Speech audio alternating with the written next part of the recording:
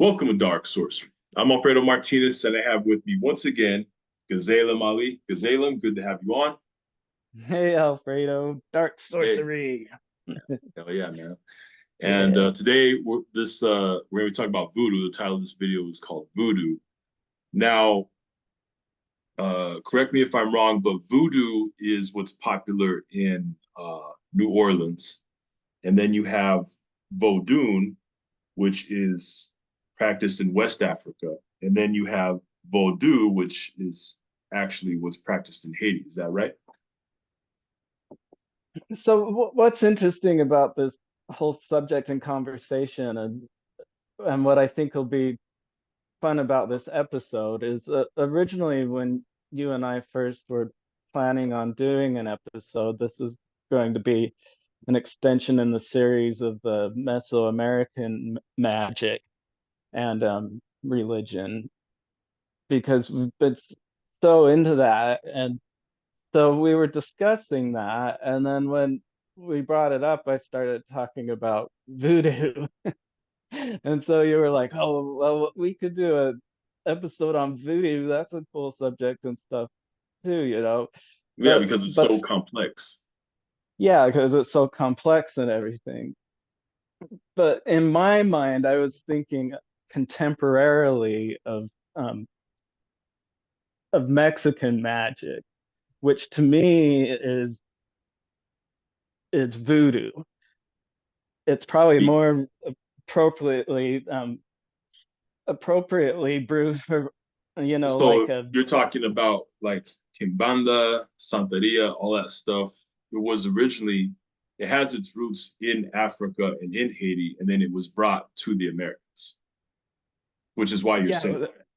Yeah, so it's the Afro-Caribbean magic that came over straight from Africa, and you can look at African voodoo and the pantheon in Haiti, and there's overlap with all of this. But what's curious about that thread and about voodoo is it's almost like a type of current that's able to get into things like a meme or a virus or something, where it actually takes over.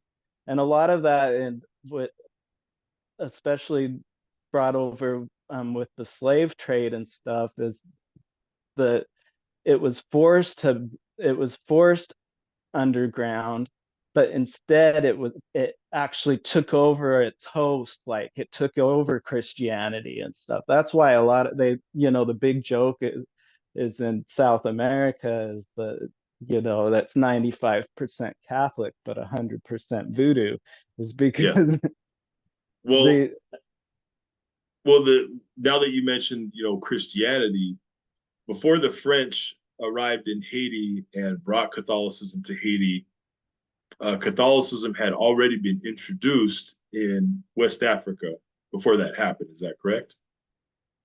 from what I know, I was watching even a video on that today that was a priest from Africa, and it was cool because he had like the black top hat with the cornery shells and everything. So it was this total Getty type look and stuff. But this isn't Haiti. This is in Africa, and it was really cool what he said.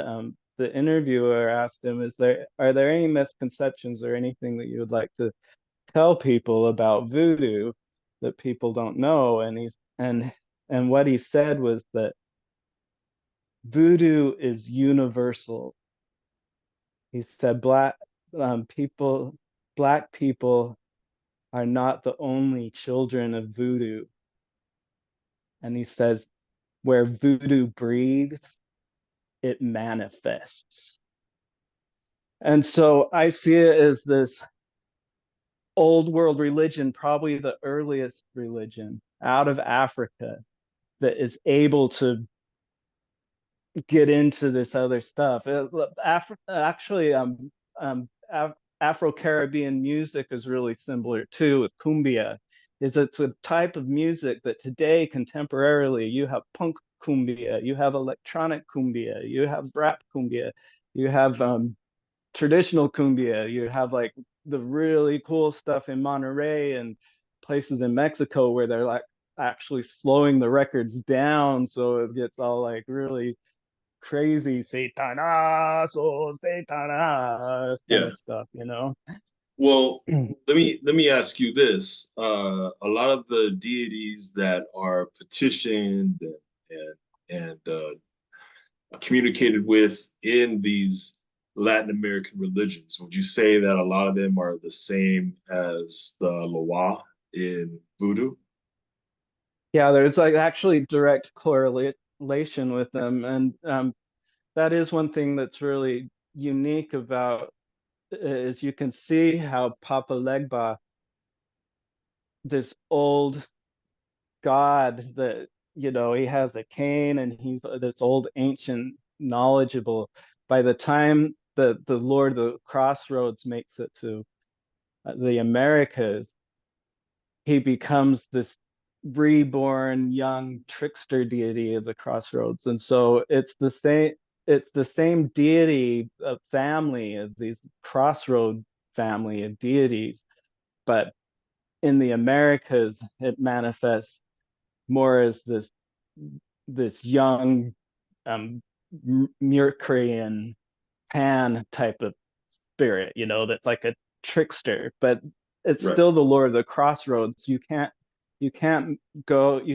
communicate with any of the other Loa without directly communicating with the Lord of the Crossroads. So Legua or Ishu, as he's known in America, is the same manifestation as Papa Legba. Um, but I just wanted to read something out of a book really quick because my introduction to voodoo about 25 years ago is this Urban Voodoo by Christopher Hyatt.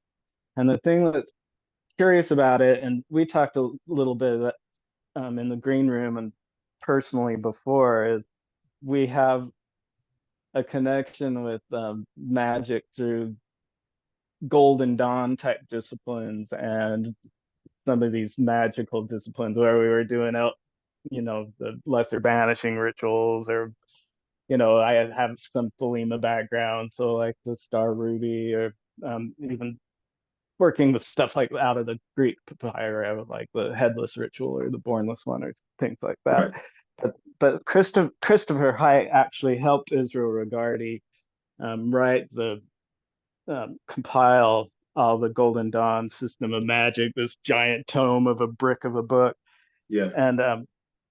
and do that stuff. But so he's it's interesting because that's kind of how I got into it was, and this is going to come full circle in our discussion of how this all interconnects. Is that the first book that's kind of like a sister to it was the Pacts with the Devil, and this is just left hand path Satanism type of stuff. It has all the different grimoires in here. In fact, it's funny to look at Lucifer Ropakal because in I think we might have shown this to you in another thing, but like this was my first version of Okay. what you know, it looks more like Dracula or something, you know. And this is Jason Black, who also wrote this book with an interpretation or drawing of it, Right. where here he's this little trickster demon spirit, almost like a Oh, Legua or okay. I can Yushu. So you can see the three horns and it even says down here, based upon the 17th century illustration in the original grimoire. okay. I can see the connection now. So there, you can see the connection. But what what's interesting about that is that, and why I wanted to quote out of the book is it just shows how the this umbrella term of voodoo, where it says, in this we refer to the voodoo religions. We use this term to cover a variety of things that are ex- inextricably intertwined. Voodoo, the voodoo of Haiti, Macumba, one of the names for the voodoo in Brazil, and Santeria or Lacumi, which it's with its roots in Cuba. In theory, these are all separate systems. but in reality, this is simply not so. Some mention will also be made of Palomayombe, the black necromancy that has its roots in the Congo. We would like to emphasize from the start that this material should in no way be considered simply ethnic. It is an entirely new world form of magic originating in the Caribbean colonies. So I love how it talks about how it's a new world form of magic. The emphasis of this book is on magic and not religion or any system of social control or moralizing. While most white Americans think voodoo is black, in fact, the vast majority of practitioners are Latin or of mixed blood. There are an estimated 5 million practitioners in the United States and at least 100 million in the Western Hemisphere. These are probably conservative guesses. We decided to write this book for two reasons. First, to describe the remarkable experiences and benefits from both gained from a most ancient and pure strain of magic, and also to be encouraged involvement by outsiders in what may prove to be the religion of the future. Okay. And Now, so why that's would you say that he says the religion of the future? If you could expand on if you look at Kimbanda um, or the Mexican witchcraft and these things that are living, breathing religions where people are actually interact interacting in a dramatic sense and group settings. And this is coming from me as a and this book is really about self-initiation as well and about individual practitioners and stuff like that. But it is it's a breathing, living, contemporary religion that is kind of this triad trilogy where by the time it gets to America, voodoo has become an influence, major influences from the magical grimoires of the 15th and 16th century in Paris and in France, in Portuguese, in Germany. These black books that were originally the grimoires like the Verum and the Grand Grimoire that had been passed on through people copying and writing them were starting to come into print for the first time with the printing press. And what happens is with the slave trade and with colonial the colonization of colonialism comes to America, what happens is this information starts to come through and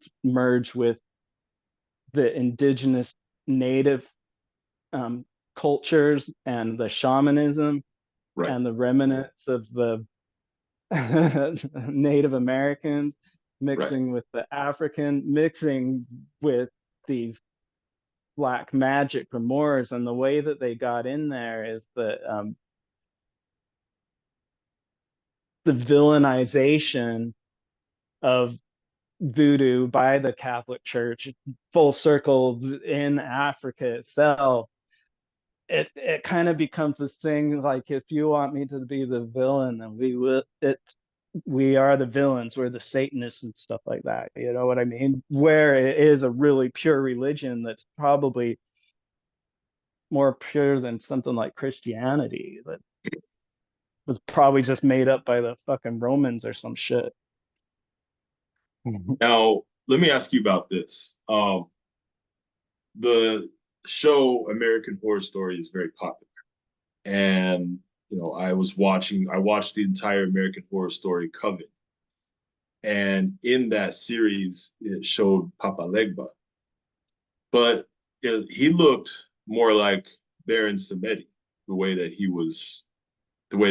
had appeared in the series. Now, why do you think that is? Is that correct, and or is that incorrect? Would you say?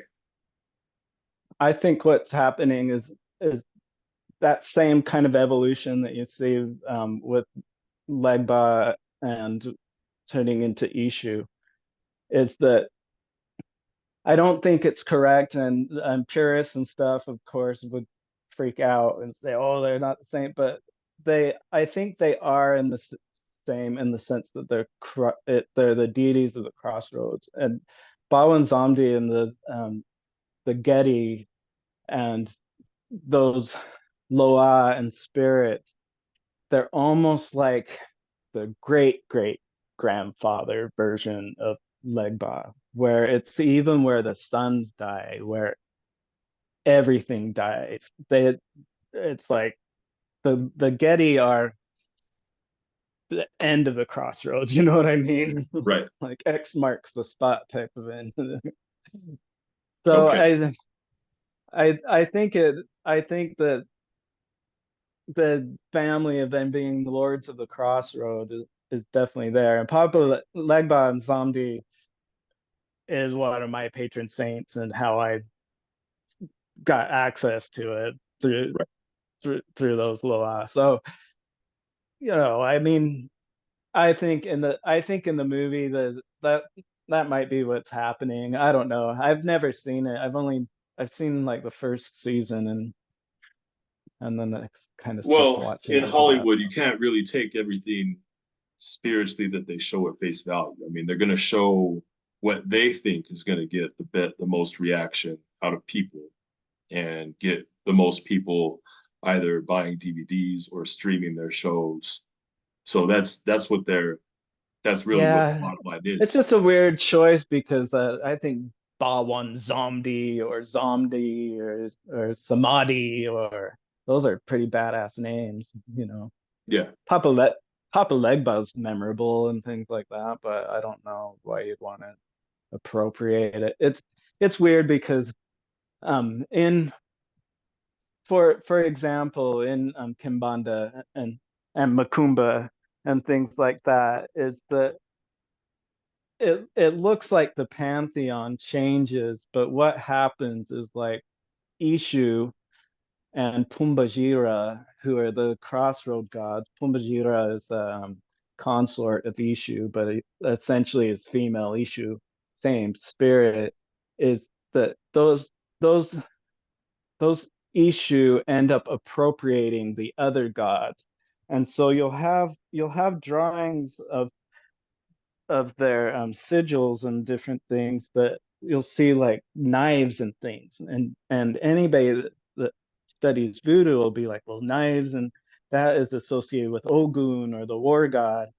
But then inside there they have the little pitchforks, which are Ishu or Legua. And so it gets confusing, but what's happening is Ishu in this form of voodoo starts to appropriate the other gods, because he's like, it's kind of like Hare Krishnas, they're like, Krishna's the one and only God, and the other ones are all manifestations of Krishna, and Mhm.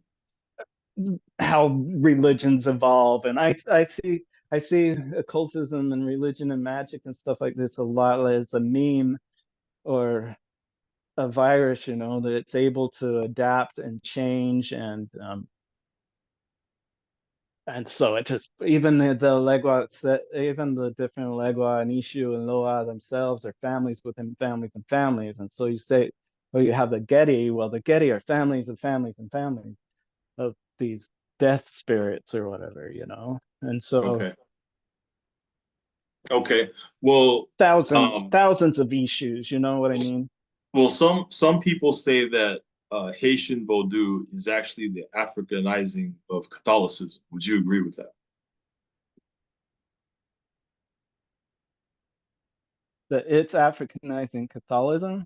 The Africanizing of Catholicism, Haitian Like Vodou. it, like how Saint Theria does. No, I just heard somebody say that when Africanization of researching. Catholicism. But then again, I, I I, think that, like I was saying before, it was already introduced into West Africa before the French had arrived in Haiti. So I guess that would answer the question right there. I just get kind of dyslexic, and so I start to think No, backwards. I'm like, it's fine. is it the Catholics that are trying to Africanize something, or the Africans trying No, to? I think we've actually, honestly, I think we've already answered that question. Now that Okay. talk think about it.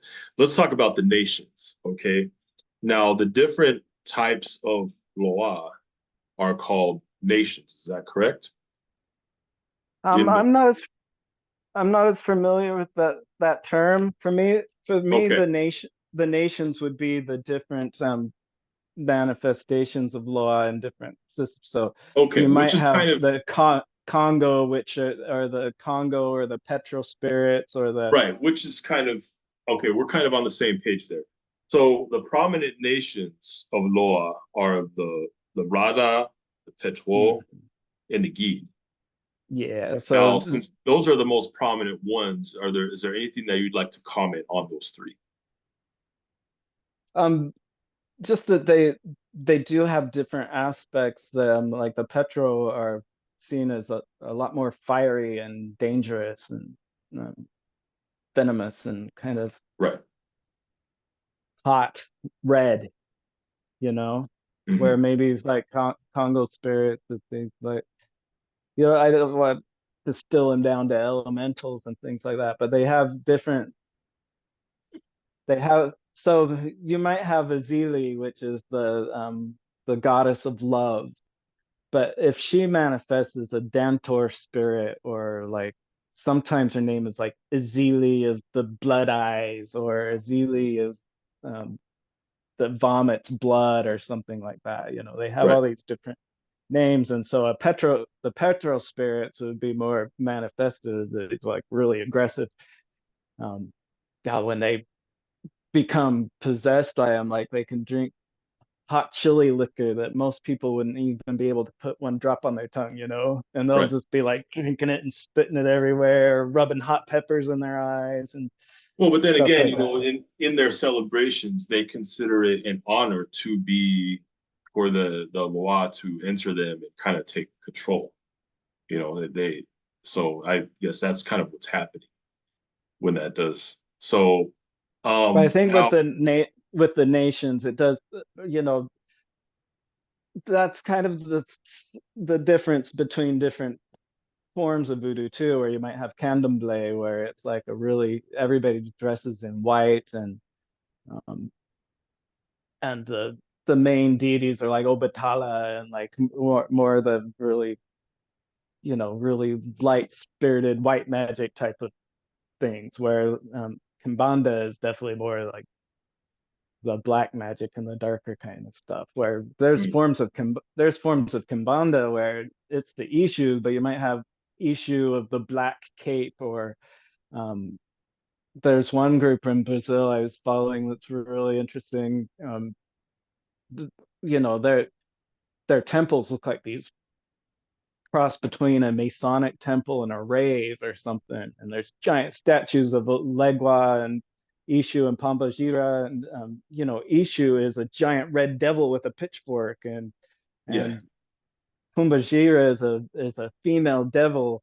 And then one of their main patron saints is an aspect of Ishu that's Beelzebub, but Beelzebub is this giant statue of Baphomet, and they're all singing and dancing, Beelzebub, Beelzebub, and they're right. parading a black goat around the room and everything like this, and like it's like a big freaking cool party and shit.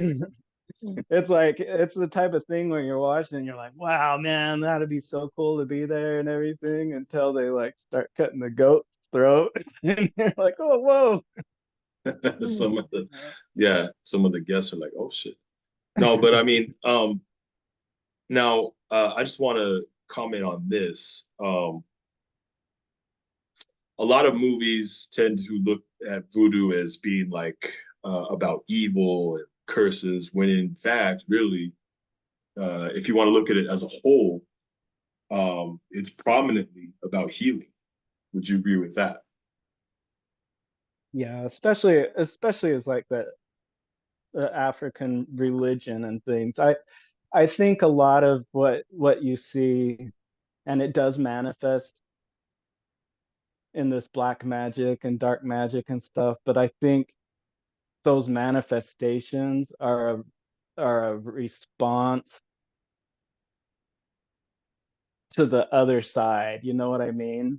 Yeah. So in a way, the when it does come through as and Hollywood definitely helps perpetrate this, but when it becomes this really spooky kind of stuff, I think it a lot of a lot of the voodoo likes to perpetrate that and make and push it forward because it it likes to scare people. It's kind of like you see with contemporarily with the satanic temple and stuff like that. They're like secular atheist group, politically kind of left, humanist types.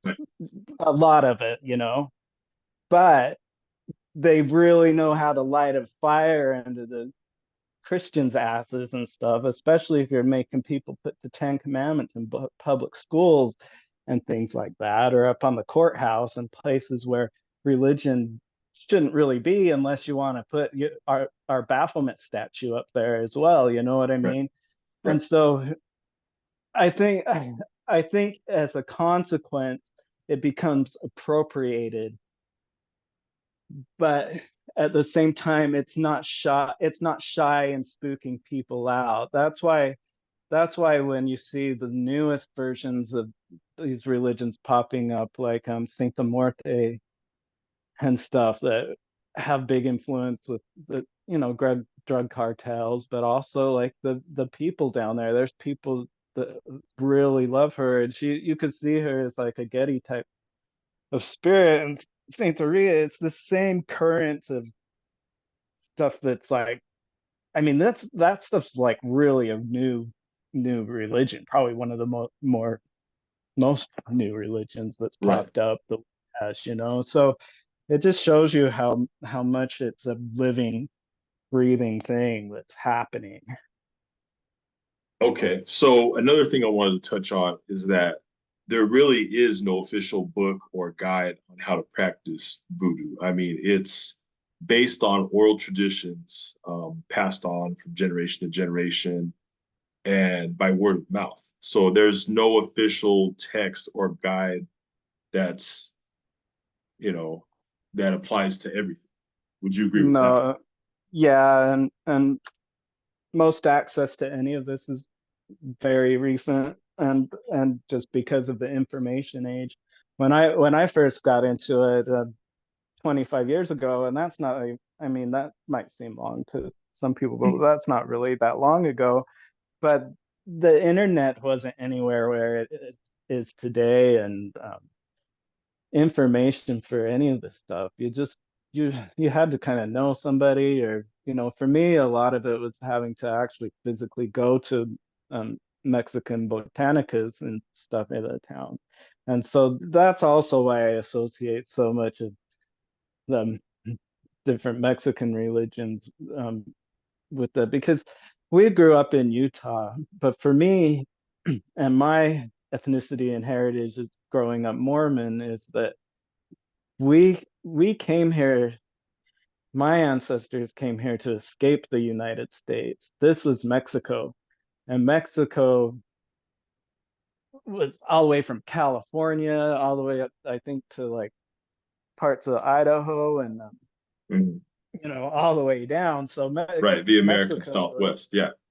yeah, it's a lot bigger chunk of land and stuff. And when you start to look into the like Mesoamerican religions, like the Mexica and stuff like that, they're claim to come from Aztlan, and the more you look into it, and as we're looking and starting to understand the history of that more, is they claim they came from the north and went down into Central America, and there's a lot of debate that Aztlan was Arizona and Utah and those areas, and that Right. the cliff dwellers and people were ancestors.